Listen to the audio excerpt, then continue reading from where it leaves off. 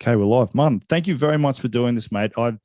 As we were just talking off air, Dan Palmer, a mutual friend of ours, recommended that I speak to you, and then I did some research into you and your story, and I absolutely had to speak to you. And so, firstly, thank you very much for coming on. For those that don't know who you are, could you give a brief introduction on your athletic history and your coaching history? I'm sure most people don't know who I am. So thanks for having me on, first of all. And my athletic history is mostly in track and field in the most obscure event, well, probably the second most obscure after race walking, but the most obscure event in track and field, and that's the hammer throw. The 100 meters gets the headlines at the Olympics and everything like that. And the hammer throw is normally off in the corner, sometimes on a whole different field training. So I grew up doing all the throws, shot put, discus, hammer as a kid, and gravitated towards the hammer throw. Growing up in the US, my family's Swiss, and so I got the chance to compete for the Swiss national team after university. Competed for them for about 10 years, was 11-time Swiss champion. And at the same time, towards the end of my throwing career, I took over as national coach here in Switzerland, relocated to Switzerland as well, and I have been working to help develop the next generation of Swiss hammer throwers. In addition to that, I'm also a strength and conditioning coach. Through some mutual friends, got involved in rugby, and I've been doing a lot in rugby over the past couple of years on the strength and conditioning side, working with other sports as well, other track and field events. So I have kind of that going, as well as the hammer throw stuff. And then unfortunately, rugby in Switzerland is about as obscure as hammer throwing. So I picked two sports that are not going to make me a living. So I work also as a lawyer part-time, just to pay my rent so my wife doesn't divorce me, and use the other two, rugby and hammer throwing, as my hobbies to help work with athletes. So you've got a lot on your plate. I guess this wasn't really a question I had, but how do you manage all that? Because that is a lot for one human being to do. Are you very disciplined with your schedule? Do you book it in? Do you make sure that you have enough time for exercise, family? How do you manage that personally? I think a lot of it's about priorities, and a lot of it's about drawing the line. It's also about finding the right people to be around. I mean, part of the reason I moved to Switzerland was to pursue my athletic career, but also I was able to find work that allowed me the flexibility to keep training. In the US, when I was there, if I wanted to be a coach or I wanted to be an athlete, the choice was going to be, look, I've got to get a full-time job and work on the side, which wasn't going to be possible. And here I could find a job that was 20, 30 hours a week and still have time to keep training. So that's finding the right environment. And then, just drawing the line, and also developing as a coach, developing independent athletes. My athletes, if I'm gone for a week, or if I'm doing something else, a conference or something like that, they know what to do without me. They know how to train without me. I don't have to be there every single session. So, I can go there 3-4 times a week. I don't have to be there every single day. That's a huge benefit. And it's also, drawing the line. I could go to every single competition with them. That would suck up a lot of my time. And also, in the end, it might not make them the best as an athlete, because they also need to be able to operate. If they're in the Olympic stadium at the Olympic final, I'm one of, 70,000 people in the crowd. I'm not going to be able to really coach them. Same thing in a rugby game. Your head coach is up in the box. He's not going to be able to coach. You have to have independent players down on the field. So the fact that they need to be able to operate without me, it helps me manage my time, but then also helps them, I think, become better athletes in the long run. Okay, a few questions there. So I've heard some outstanding coaches say that their goal as a coach is to make themselves redundant so that the athlete can function without them. So it sounds like you've done something quite similar. How do you attack that so that your athletes are self-sufficient? Because as someone who is a young coach, something that that really helped my progress as a player is when Dan left Southern Districts, the club I played for, and then all of a sudden I was just thrown in the deep end and forced to work it out. And it really, it made me think about it, and it made me really progress my knowledge and learning and my play. Do you do something similar, or how do you attack that? I do something similar. I mean, part of it's by constraints. Like I said, I'm not there all the time. So they have to work it out a bit.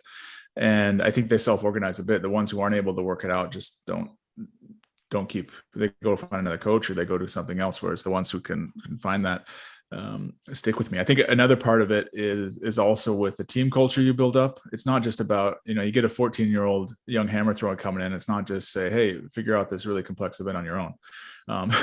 They're going to be in the deep end, not able to swim, but it helps if you have, leaders on your team, older people on the team, where they can also give them input and guidance. The same thing there. I mean, if you're a young prop or something and don't know how to scrummage, it's dangerous. But if you're surrounded by some guys who can help give you some advice, and that's why I think you lean on a bit of the peer coaching and that element.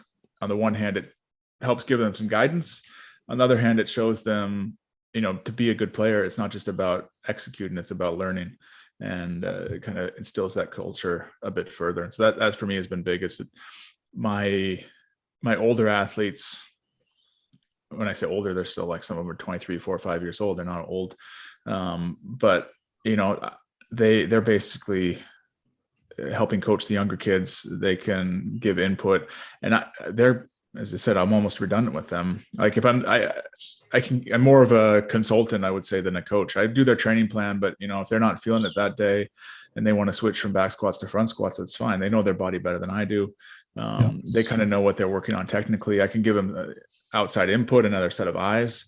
But yeah, it's kind of coaching yourself to redundancy. I think that being said, there's always the role for the coach, because no matter how much the athlete knows and how self-sufficient they are, you need that outside set of eyes, that someone can see it from a different perspective. And maybe that's a coach, maybe that's a friend, maybe that's something else, but you can't do everything on your own. This might tie into what you've just said a little bit, but I got asked for the first time this year, why do you coach? And it really made me think. So, because I'd only just started coaching, about the motivations for why I wanted to get into coaching. Well, why do you coach? I mean, one of the main reasons I coach is because I didn't have much of a coach growing up. I was self-taught. As I said, the hammer is an obscure sport, and I didn't really have a coach when I started to learn it. There was a couple people, this was back in the 99, 2000, 2001, before YouTube and everything was a thing. So I would send VHS tapes off to people and get their feedback from them. But day to day, I didn't have a coach. And but the sport of track and field kind of changed my life. It gave me direction, focus. I was a kid, I was a smart kid, but I was failing out of school just because I wasn't interested and not engaged.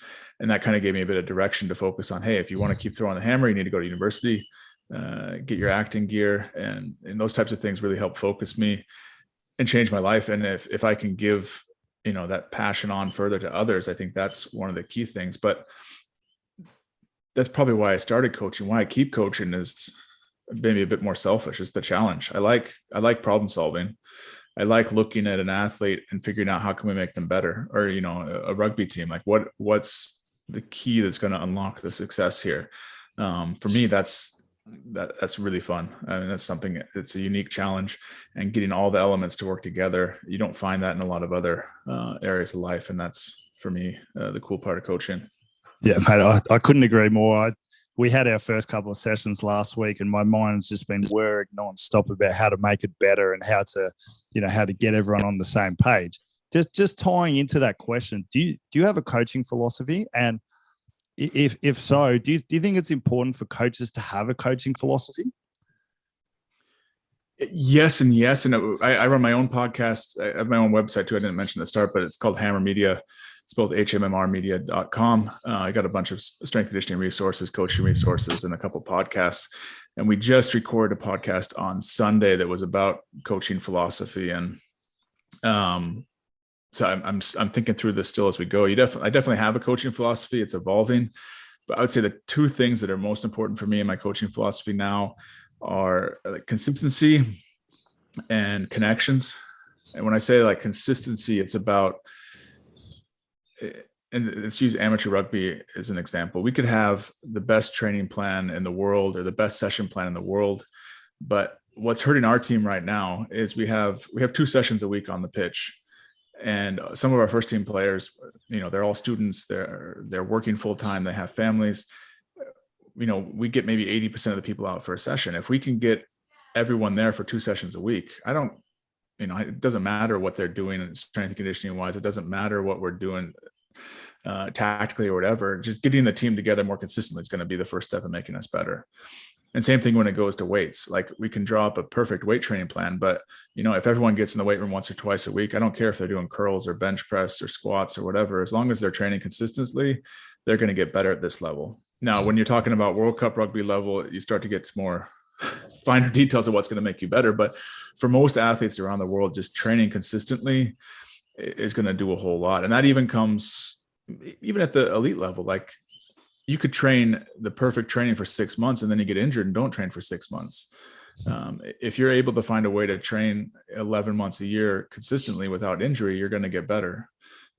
So that's just, you got to keep building. You got to get that momentum from training and keep moving it forward. So consistency for me is good. And when you look at like my individual sessions, we don't try and kill it ourselves each session. We always want to be able to come back for the next day and be a bit fresh and build off of the last session. And then the other part I said was connections. For me, it's also about performance is not about the individual elements, about how they connect together. Same thing in rugby. It's not about whether you have 1 or 2 good players. It's about, 15 guys playing well together. Hammer throw technique. It's not about strength or speed or coordination. It's about how you can bring the strength and speed into the coordination. And that's a huge part of how I design the training program itself.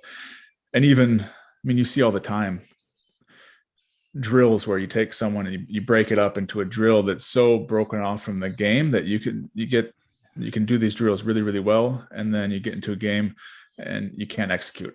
It's because the connections are missing. You've isolated something so much that the connections are gone. Same thing in the hammer throw. We can do technical drills that they look really fancy, but at the end of the day, they're so far removed from those connections that make the event what it is, that you have to also think about how those connections play into things if you want to get it to transfer back to the field or the ring. Is there a place for that isolation? There is, but I don't think that should be making up the majority of training. I think sometimes, like when you have a really complex challenge, it's really hard to just understand what is all going on. So I think breaking it down is more for comprehension's sake. You can kind of feel, okay, well, that's what I'm trying to get into.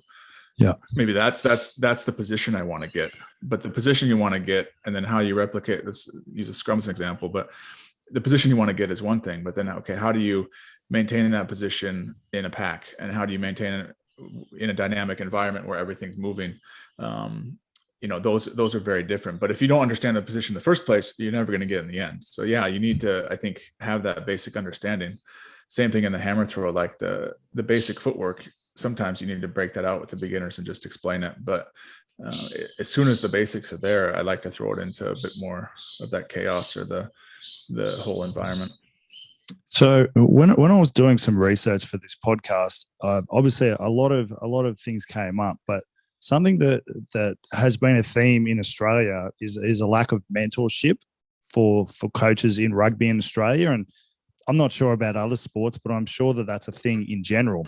So looking at some of the people that you've been influenced by in your athletic and coaching career, I must admit, when I told our strength and conditioning coaches that you'd been, I hope I get his name right, that you've been coached by Anatoli Bondarchuk, they were like very excited and had a number of questions for you. Tell me about him. What influences he had on your career? And are there any methods that you have taken from him that you can transfer into a team sport environment? Yes, definitely. So he's more known over the last decade in the strength and conditioning world, but in the hammer throw world, he's got a long history. He was the 1972 Olympic champion, set the world record back then.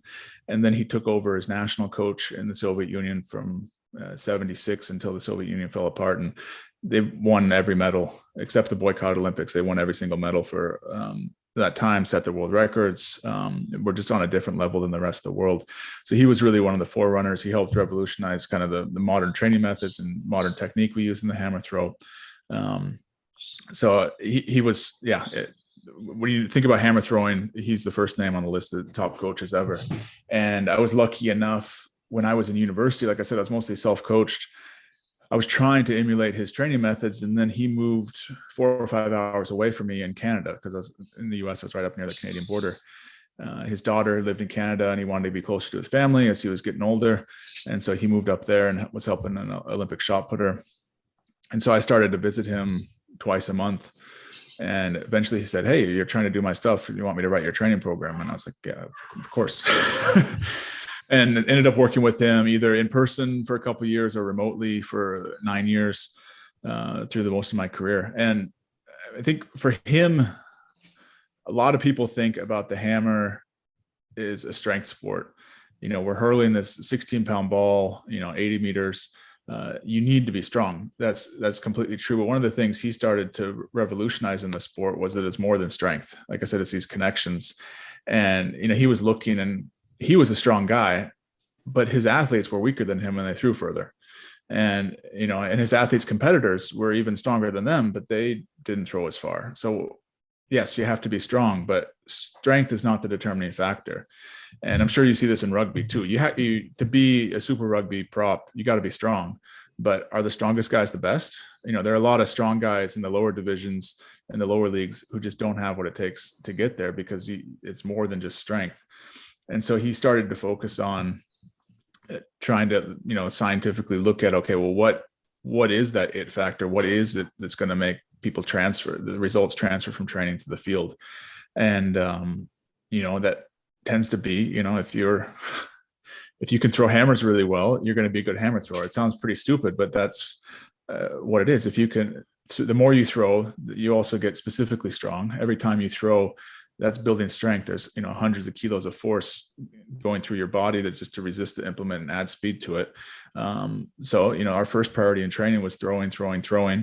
And we did strength, and we did, speed and all this other stuff too. But the top of the pyramid that we tried to build towards was throwing. And I think the same thing, that thought process, is a lot of the same in rugby. If you want to be a good rugby player, you got to be strong, you got to be fast, but you got to play rugby. You got to understand the game. Yeah. And don't lose sight of the fact that, a lot of people get sidetracked by weight room numbers or speed numbers, and those are important. But at a certain point, if you can bench 160 or 180 kilos, you're probably strong enough. You just need to get better on the pitch. So that's, I think, from a higher level, what you can take from it. But even at a smaller level, hammer throw is a bit easier because we're a very controlled environment. We have a defined technique. We just do it over and over, and we can measure it. We know, okay, that was a good throw because it went this far. And that makes it a bit easier in training. We can start to see, okay, well, this went up in training, but I didn't throw further, or that went down in training, but I did throw further. And we can start to analyze that and see what works. In rugby, that's a bit harder because, you won a couple of games, but maybe you played a bad team. Are you really playing better right now? Or is this one player playing better? Or is the team playing better? It's a lot harder to get into that detail, but you can still try and break down the movement and try and figure out, okay, what is the limiting factor? Like in a scrum, if the scrum is not very good, it could be many things. The players aren't strong enough. It could be the players are not working together enough. It could be, maybe they're strong enough, but they don't have ability to get in the right positions to push and apply that strength. Maybe they're so fatigued that they are strong enough in the first minute, but after 20 minutes, they're just gassed out. So that mindset to see, okay, well, what is it that we need to do to get better?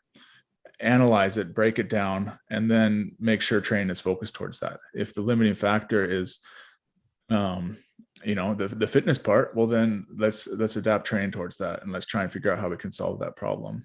So it's up to us as coaches to assess what the limiting factor is, and then tailor training to suit that. Yeah, exactly. And it's completely differently. Another thing I took a lot from him, as I said, towards that consistency thing is, for us, the priority was throwing. So every day we would throw a bit. And, we have these our training sessions would normally be 45 minutes or an hour, but we would train twice a day, 10 times a week, and just do the same thing almost over and over.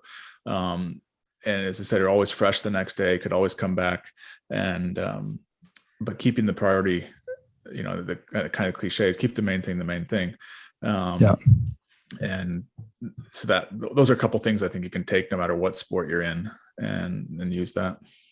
I think if you're packing scrums 10 times a week, I think I think your players might try and kill you. Can I ask you about Harold Conley? As I was doing a bit of research, his name came up, and he has an incredible story. Could you just touch on him a little bit, because I feel like people should know about this guy. Please. He's when I mentioned I was sending VHS tapes off to people, he was the guy I was sending off to. So when I was 14, 15, 16 years old, learning the hammer throw, he was the mentor from afar who was helping me and really changed my life. But his own story is he was, born in the 1930s, broke his arm at birth and continued to break it a couple of times over his youth. So one of his arms was, 3-4 inches shorter than the other arm. He couldn't raise his arm above his shoulder. And yet the hammer throw is a two-handed event. You hold it with both your hands, unlike the shot putter, discus, or javelin.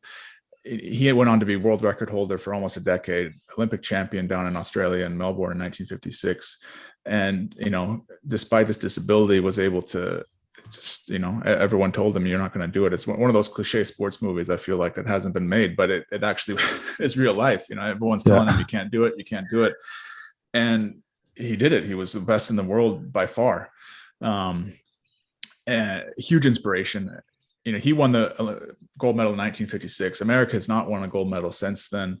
So his life's passion was to try and get another American back on the podium. And, after he retired, he was a successful coach, and then he was the head of Special Olympics in the U.S. Was a teacher as well, had multiple careers, retired in the late 90s, and has basically volunteered and traveled around the U.S. to help promote the hammer throw and try and get people back on the podium. And that's how I ran into him. He came through my city and is looking for a place to stay, and my family hosted him for the weekend.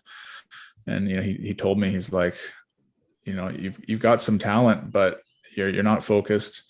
At the time I was playing American football, I was like, 300 pounds. And he's like, you're out of shape. You need to get in shape. You think you're going to be an Olympic shot putter, but all these Olympic shot putters are like, 6'8", and freaks of nature. And, what your gift is you can probably just apply yourself and focus and be good at the hammer throw, where it needs technique as well. And, having an Olympic champion tell you that focused me, and I see a guy like that too. Exactly. He told me he saw something, and I thought I started to see it as well. But I wasn't the only one. I mean, for my generation, we had 2 world junior champions come out of the US. Last year we had, unfortunately, they didn't win a medal at the Olympics, but we had, I think, 3 men in the top 10 in the world in the US, a couple women in the top 10 in the world.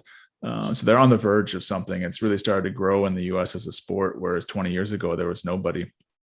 So it's hopefully the next time around in Paris, they'll get some athletes on the podium, but a lot of it comes from just his hard work and passion and just trying to grow the sport. And that came from his own passion he had as an athlete way back when. I mean, he passed away, unfortunately, in 2010, but his work is still, the legacy is still there. I read an article, and I'd encourage everyone to go and read it on your website. It was like, as soon as I read the story, I'm like, I have to ask about him. And then I did a little bit of research and went down a rabbit hole, and that there is a movie in that.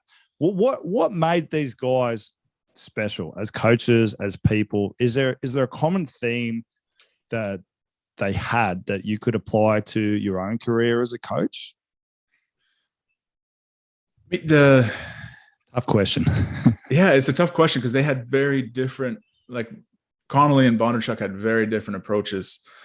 But I mean, the common thing they had is that they were trying to solve this problem. Like I said, that coaching is problem solving. They want to help the athlete get better, and they might come to different solutions. Like Conley was much more about the drills I was talking about, breaking things down into the details, whereas Bondarchuk was like just throw over and over.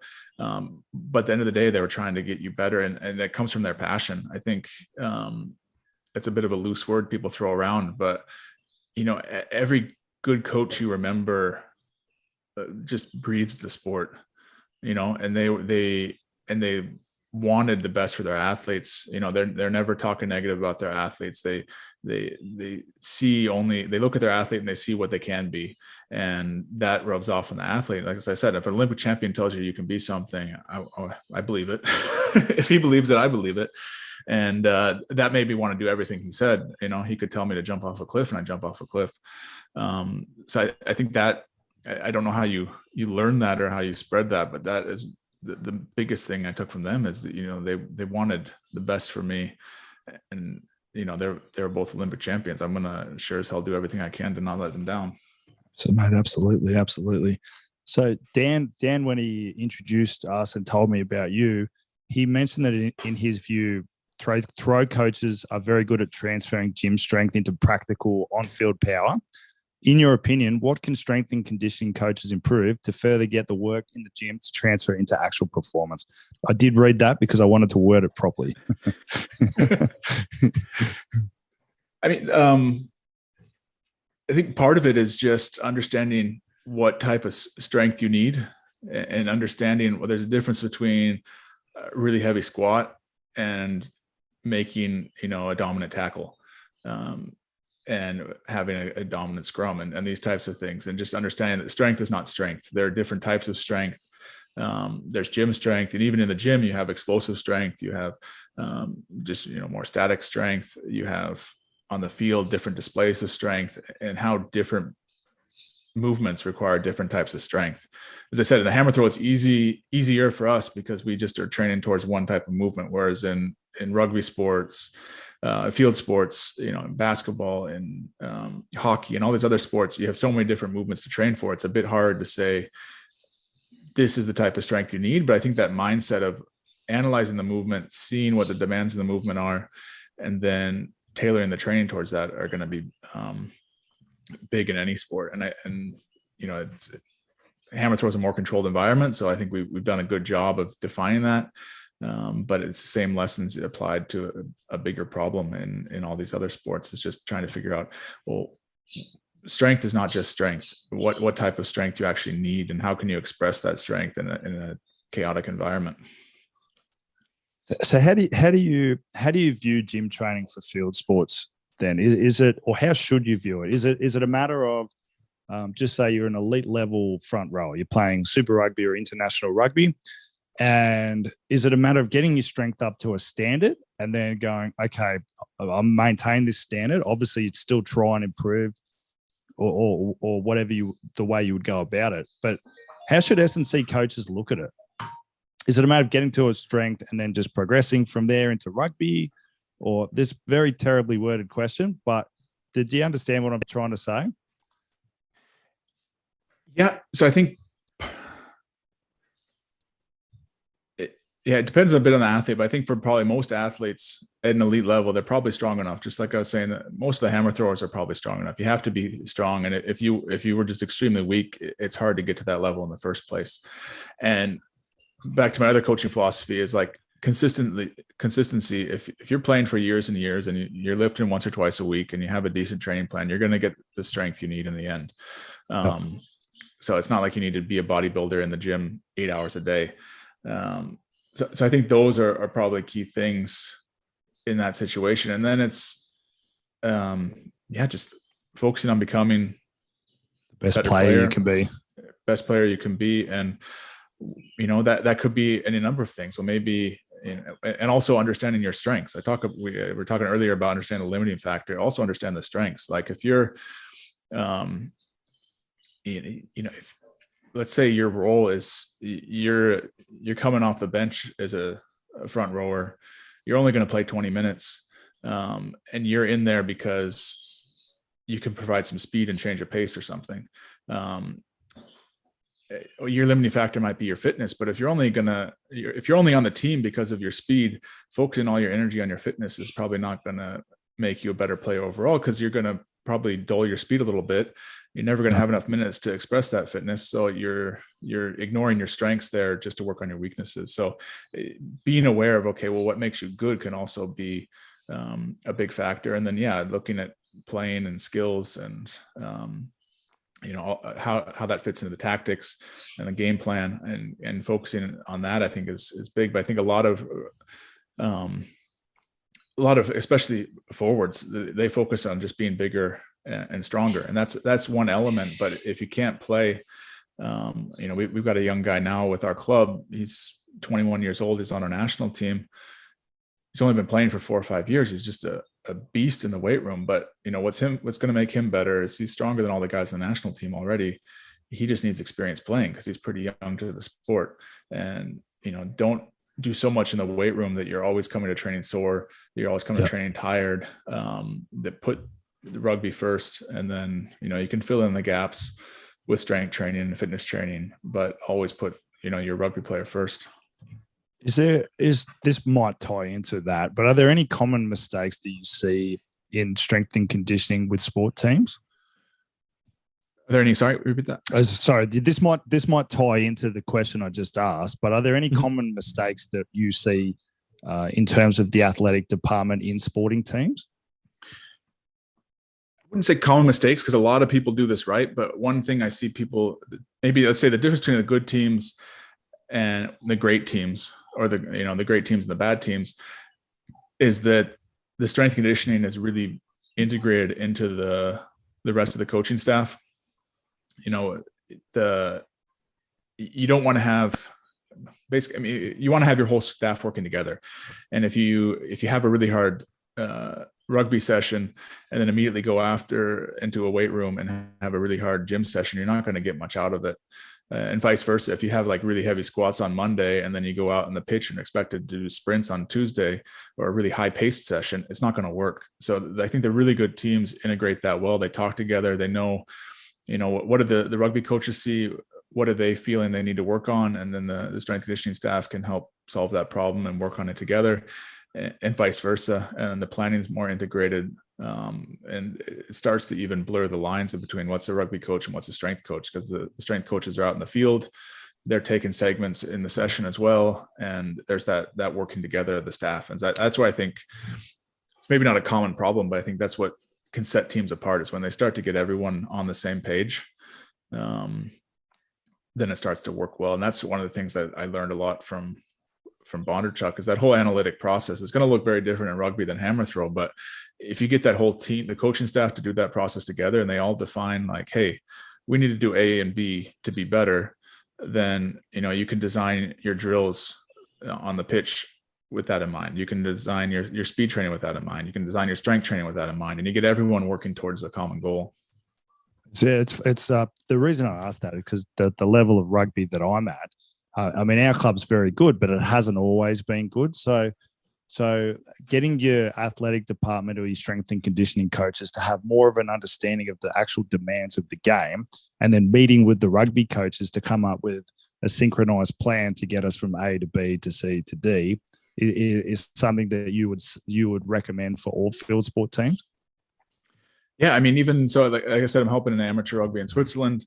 I started helping because they didn't really have much of a coaching staff. There's a turnover every year, and I would come once a month to do like a speed session. And now 4 or 5 years later, they've got me playing with them too. I'm doing strength conditioning plans for the top guys on the side, and I'm sitting down and involved with the session planning. So for me as a strength coach, then I start to understand, okay, what is the goal? What are the tactics? What are we trying to do as a team? So it helps my understanding as a strength coach, and then also can give some new ideas to the skills coaches too, because a lot of times they're eager to learn as well. They want our input. We might not know about the game as much, but maybe as an outsider that can bring some value too. So I just think having everyone understand the whole plan and what's going on, that can help. And also, the more as a strength coach you understand the game, it can only help. And that can be not just understand the rules, but understand the tactics a bit. What you expect the role of each player to be in your tactical scheme. But then also just understand, like for me, playing a little bit was a huge awakening for me, because, the collision element of rugby is something you can understand as an outsider, but until you played a little bit, you don't really understand it, because what I would the sessions I would do 1 or 2 days after the game, people would be like, "Oh, I'm sore." I'm like, "Yeah, you're sore." I mean, I have hammer throwers who are sore. We just, get in the gym, move around, it's fine. And then you get banged up a bit yourself. And you're like, well, this is a different type of sore. Getting smacked around for 80 minutes is different. And just to feel that even once or twice, it's a kind of opened my eyes about, okay, well, this is what the players are going through when they do a game, but that's also, I have a physical training. There's a certain amount of recovery you need to go with that. And, our after game sessions are now much more movement based than strength based, and just trying to get people to, get those aches and pains out and keep moving. So what position did you play? For a bit of everything, but forward, not a bit of everything. I was not a back, but I started out as second row, just because that's a bit easier to step in, less technical on the scrums. But we have the issue, we just don't have big numbers, and I'm 115 kilos. So at a certain point, they're like, well, unlucky. You're a prop. So most recently, I've been stepping in as a reserve for a tight head. Mate, there's no quicker way to make you lose weight than for someone to tell you, you're big, you're playing in the front row. Exactly. We have a running joke when we have new players come and they introduce themselves at the end of the session. You ask them, okay, what's your name? Where are you from? Do you have any sisters? And then the next question is what position? And if they go, I don't know, or whatever, everyone says prop. That's the if you don't know what you're playing, you become a prop, because we always need props. I think that's true in Australia as well, mate, to be fair. I've got a few more questions for you, and then I'll let you go, mate. I'm really grateful for your time. This is something I've been sort of looking at in my own life. So as a coach, obviously it's quite easy to progress absolute beginners. It's a new skill for them, whether it's strength training or the technical skills required in rugby, hammer throw, sprinting, whatever area you want to look at. When it comes to progressing elite performers, how do you attack it? Because at a certain stage, their strength's going to get to a point where there's diminishing returns if they keep increasing it. Do you hammer the technical side? How do you view that as a coach, progressing elite performers versus progressing the beginner? I think part of it is that analytic process and just sitting down with the whole coaching staff and seeing, okay, what's going to make this player better and how can we attack that? But also I think a really easy thing that's overlooked a lot is just variation. I think a lot of elite players have been doing the same thing for 10 years.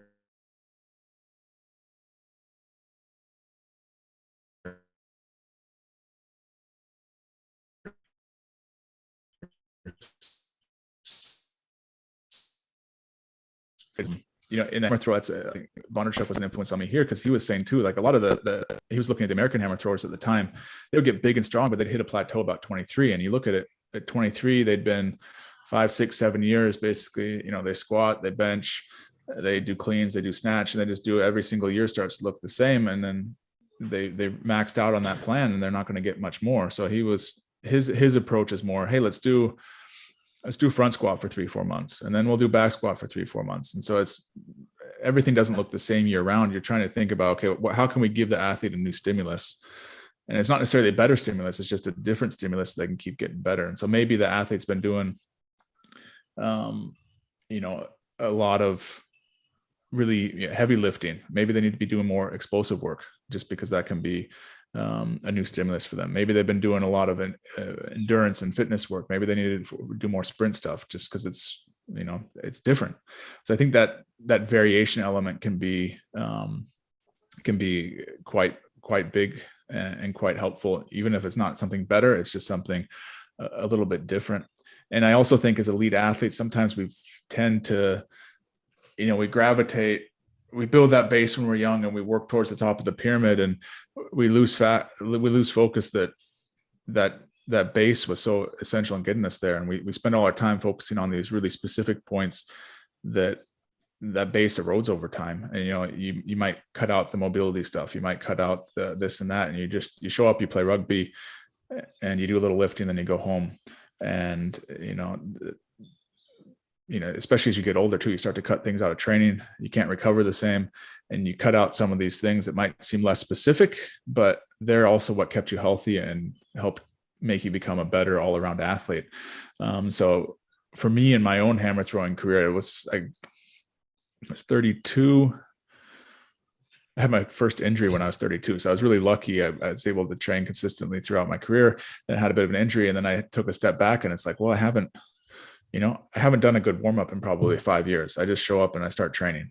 A good warm up can go a long ways. I haven't done a lot of just basic strength stuff. I'm doing all this special strength, very specific to the hammer throw. Going back and building that foundation again can be important. So I think for a lot of athletes, especially those who are over 30 and have been in the game for a while, taking a step back and doing really general stuff can actually have a good transfer, just because you might have neglected it for a long time. I know you've done some work with Dean Benton at Rugby Australia, who is extremely well regarded and has come up many times on this podcast.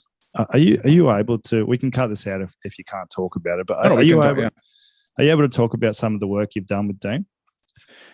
Yeah, I mean, a theme we talked about today is mentors, and Dean's been a mentor of mine in rugby. He actually was one of the guys that first got me interested in rugby, because we share a common mentor, and that's Vern Gambetta. Vern was kind of a pioneer of strength conditioning in the U.S. Worked track and field background, but he's worked in World Cup soccer. He's worked in baseball, basketball, like almost every professional sport you can think of. He's worked in, and he was one of Dean's mentors, and he was one of my mentors. And we were at a conference, and all three of us, and Dean was presenting, and he was talking about his work with the Brumbies. It's like 2014 or so, I think. And I was like, oh, that's pretty cool. And then the World Cup was coming up in 2015. And that's when I started to really follow the rugby world quite a bit. And every time I have a question about rugby, he's one of the first people I call, just because Dean also has a track and field background, so we can speak that language together, but then he can give me some ideas on the rugby side. So he's been a big mentor to me. He's how I met Dan, because Dan, he knows Dan through the Brumbies as well. And yeah, everything kind of comes full circle. But what we started doing this year with Rugby Australia is, so Vern Gambetta and me are trying to help build up a bit of a mentorship among the performance staff across Rugby Australia, not just Dean, but John Pryor's at the national team with the Wallabies. You've got all the Super Rugby clubs. You've got the academies. You've got the women's. You got sevens. All these different facets of Rugby Australia, and just trying to create that conversation, create that these discussions around training, and get people thinking analytically about it. And so what we've done is basically, it's a bit hard in the modern era where we can't travel down there, but we have Vern Gambetta runs a conference every year. We've got a huge library of lectures and everything on all kinds of topics. So we'll choose a theme for a month. Like this in January, we're looking at hamstring injuries. We have a couple of videos from our library. We'll send those around to people beforehand, have them, say what they found interesting in it, additional questions they have, things like that, and then get everyone on a Zoom for an hour and a half and talk through those. And we have, real experienced coaches with Vern, with Dean, with a lot of the club coaches as well. And then we also have, people are right at the start of their career too. So we've got a whole spectrum. And it's just a chance we create a talking point and work through it together to try and, the one hand, learn, on the other hand, kind of get a common understanding. Of course, different clubs are going to have different approaches, but if we can get the basics, everyone on the same page, that's going to help push Australia forward in that regard. So Vern and I are helping with that, and it's been a fun project also. Obviously it's work, but at the same time, it's a huge learning experience for me to be able to get in there with coaches and see it from their perspective as well. Especially learning rugby as well. I'm sure it's got the added benefit for you of being able to pick some of these guys' brain and apply it to your own coaching as well. Exactly. So it's been a huge, cool network. And as you said, there's a lack of mentors in Australia, and especially with the lockdown. Coaches, staffs are very isolated. You're not getting that same exchange of knowledge you might get from visiting the neighboring club, going out to training and stuff like that. So if we can recreate that a little bit and try and get people talking, everyone's going to want to have their own little secrets, but at the same time, if we create a conversation, it's going to push everyone forward a bit and help that out. So that's been fun. And Vern's been a good mentor to me. Dean's been a good mentor to me. Mentors are crucial. You can try and do everything on your own, as I was saying, you need autonomous athletes, but you also need a kind of guiding star to push you in the right direction sometimes. I have to ask, Dan mentioned that he used a lot of some of your core work in the gym. Could you talk about that a little bit? And is there anything that I could steal there? I think a lot of the stuff with core training, the hammer throw. I mean, hammer throw, you're like the center of the system that's spinning around and around and around. So you need to apply a lot of force. And a lot of times what we're doing with core training in the gym is thinking about, okay, how can I create force? You know, you're doing a sit-up, you're actively doing something. You're doing a twisting exercise, you're actively doing something. But a lot of what the core is about is also, it's a connection in the chain, you know, from the hand or the shoulder down to the legs. If you want to transfer power from the legs up to the upper body, it has to go through the core. And so the core is not as much about generating power in a lot of movements as it is about being a connection. And a lot of the stuff we're doing there is helping it better transfer that connection. And what does that mean? Well, a lot of it's thinking about how you can maintain good posture, how you can maintain good stiffness, especially against, you know, some external forces and stuff. So for example, a lot of stuff we're doing, especially recently, is not necessarily twisting movements where we're trying to accelerate the implement really quick, but we're also trying to break it. So how quickly can you stop it? So if you're doing a twist, instead of focusing just on how fast you can make it go, how fast can you stop it? Because to be able to stop a plate twist, for example, or we'll use aqua bags or other tools, you have to have good posture. If you're leaning forward, you're not going to be able to effectively stop it quickly. So that forces you into good posture, and that forces you to be able to apply that. And same thing in rugby as well. You know, you have to have good posture. You have to have the ability to stop forces as well as create forces. And I think that's something that people overlook. You need to create forces with the core as well, but a lot of people do that training, and a lot of people can do that well. But that's something stopping forces. And then also just trying to think, you know, beyond sit-ups. Like in the hammer throw, we're never doing an action where we're, you know, bending or like that. We're actually trying to stay more upright. So why would we do that in training? We're doing a lot of more rotational things because we're a rotational sport. Other sports, maybe it's going to look a little bit different, but again, understand the demands of your sport and how you do that. Mate, I think with Dan, a lot of the just understanding, he's a scrum coach, understanding the scrummage position. How can you challenge that to force people to maintain a stronger position, and things like that have been helpful for him. Mate, I really, really appreciate this. I've just got a couple of rapid fires, and then I'll let you go back to your day. Do you have any regular podcasts that you listen to that you'd recommend? To be honest, I make 2 podcasts, but I haven't been listening to a ton of podcasts lately, just because I used to always listen to podcasts in my commute, and I'm doing so much home office now that my commute isn't as long. But when I did listen to podcasts, I was not listening to sports podcasts as much as other podcasts. Like the last one I listened to a whole lot was called Rhinestone Cowboys. It's kind of like a country music history podcast. I'm not like I like country music. I'm not like a country music nerd, but it was a good storytelling about like a lot of these stars, how they came up, how their famous songs and stuff came about, and so some good stories in there. It's just a lot of stories, and you know, you might not even know half the people, but it's just interesting how interwoven the whole history of music is. Do you have any books that you regularly recommend to people? Again, I need to read more. I need to listen to podcasts more. Most of my learning is done by talking to people lately, which is good. Me too, by the way.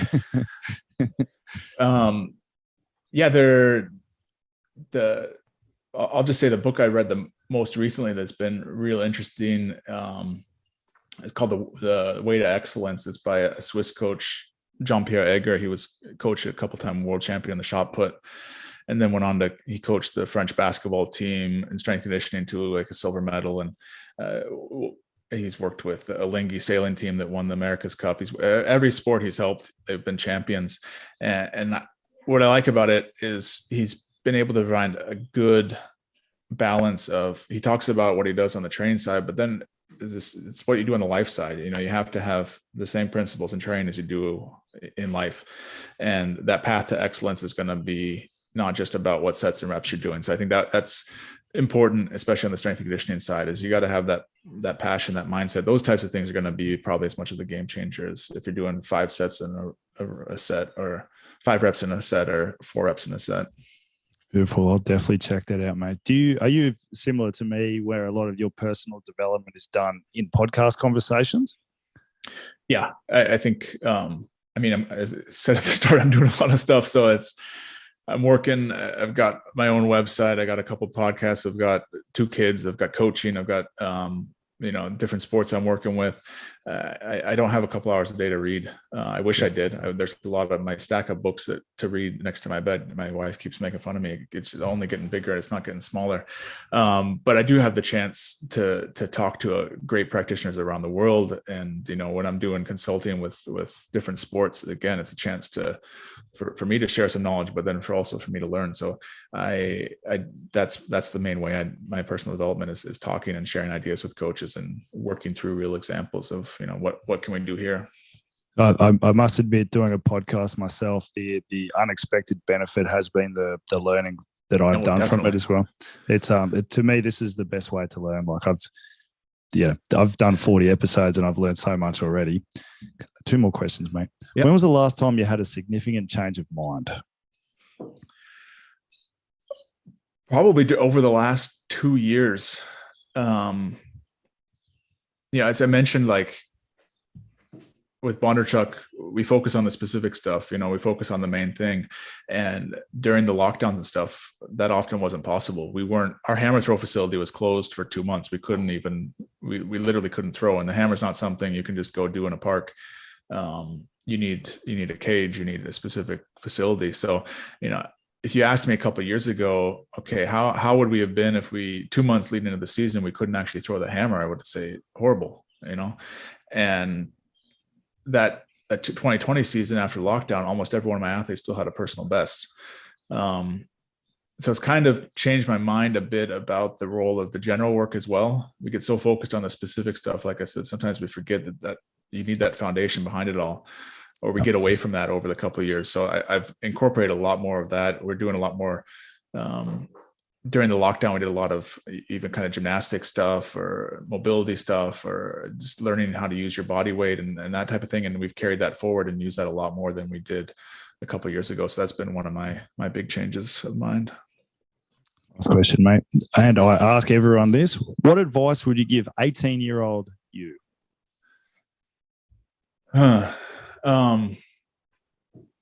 Just explore. I mean, I think I did that well, because if you had told 18-year-old me I'd be, playing rugby and coaching rugby in Switzerland, and they would be like, "Are you crazy?" But just keep being curious. Like, I think that's the good coaches are curious, and maybe they stay in the same sport, but they're always trying to learn. Don't be afraid to take challenges. I think Kelvin Giles used to work up in Queensland, and he's back in Australia as well.